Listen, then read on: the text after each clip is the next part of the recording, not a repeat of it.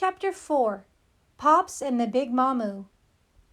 With the sun starting to set over the crossroads, and Garrick now having all the supplies he needed, he and Onyx made their way to where they would settle down for the night.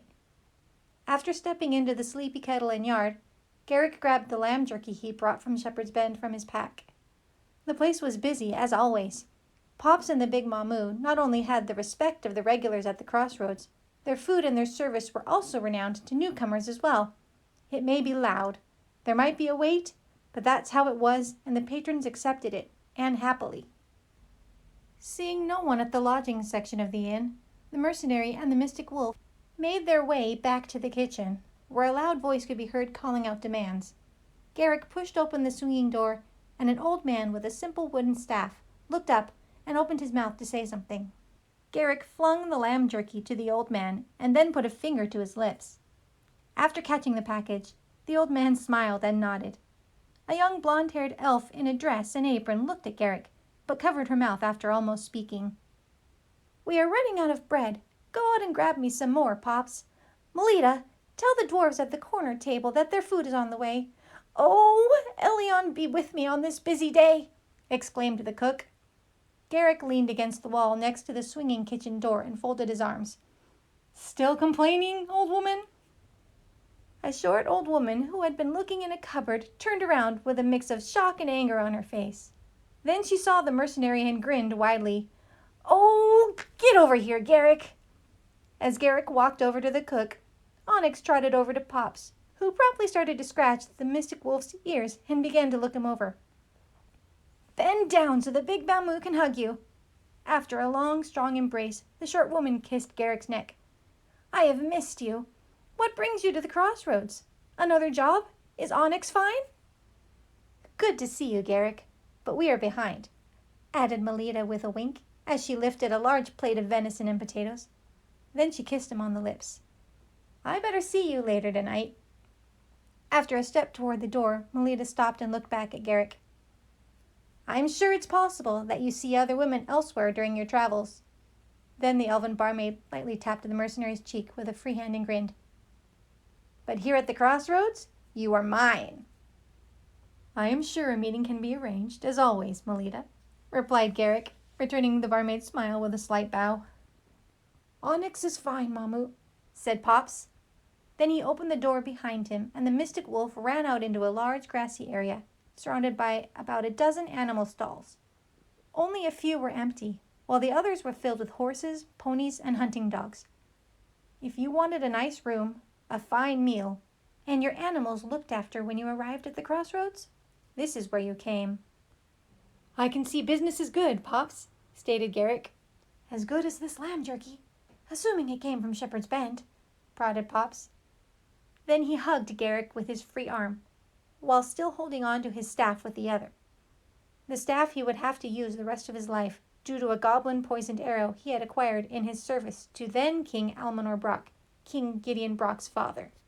A cleric had healed him, saving his life, but with many injured in the battle, by the time he had reached Pawps, it was too late to heal him fully. "Let me get you something to eat, Garrick. We are behind, yes, but you come first," announced the big Mawmoo as she patted the mercenary's cheek. "Well, I have been longing for one of your meals since Onyx and I started down the road today," said Garrick, rubbing his bearded chin. "I am going to pay this time, though, you old folks. I do not want any arguments. But first, I have to show you something." The big Mawmoo rubbed her hands on her apron and shot Garrick a stern look. "The day you pay is the day Pawps and I have sold this place, and that is not going to happen for a long time. Right, Pawps?" "Of course, dear. That sounds about right," replied Pawps, who was now sitting comfortably in a chair, only half listening and opening the container of lamb jerky. "Bah!" exclaimed Mawmoo, looking over at Pawps. Then she turned back to Garrick and continued, "You know your money is no good here. After all you have done for us, helping us to get rid of the riffraff and the street toughs that used to bring us nothing but trouble, Melita and the rest feel the same.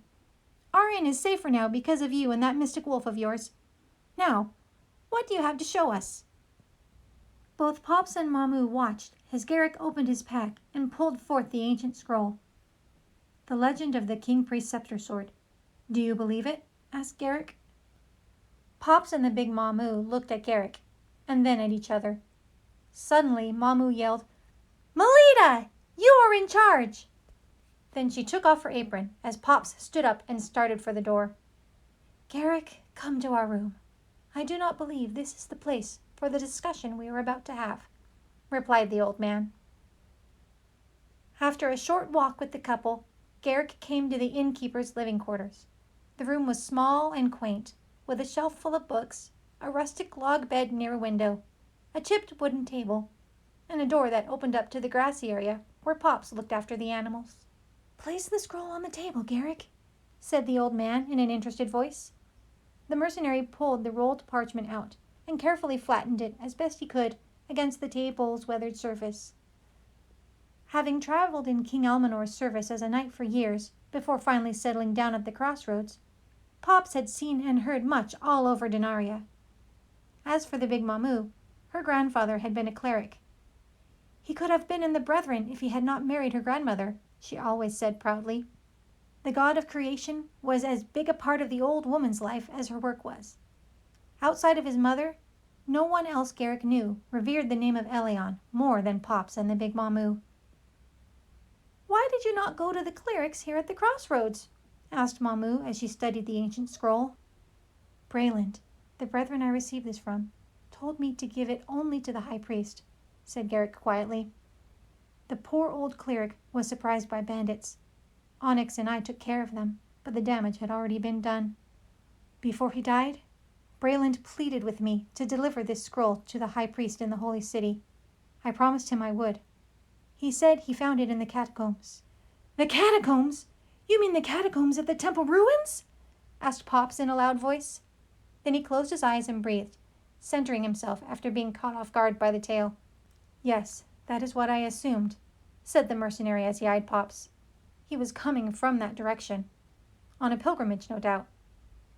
Then Garrick looked down again at the old scroll on the table and continued, "I am sure he thought he was only going to pay his respects at the holy site and to its dead, but—" "Elion had different plans," whispered Mawmoo. Then the old woman rubbed her hands together and leaned her face closer to the scroll. After squinting her eyes, she started to read aloud.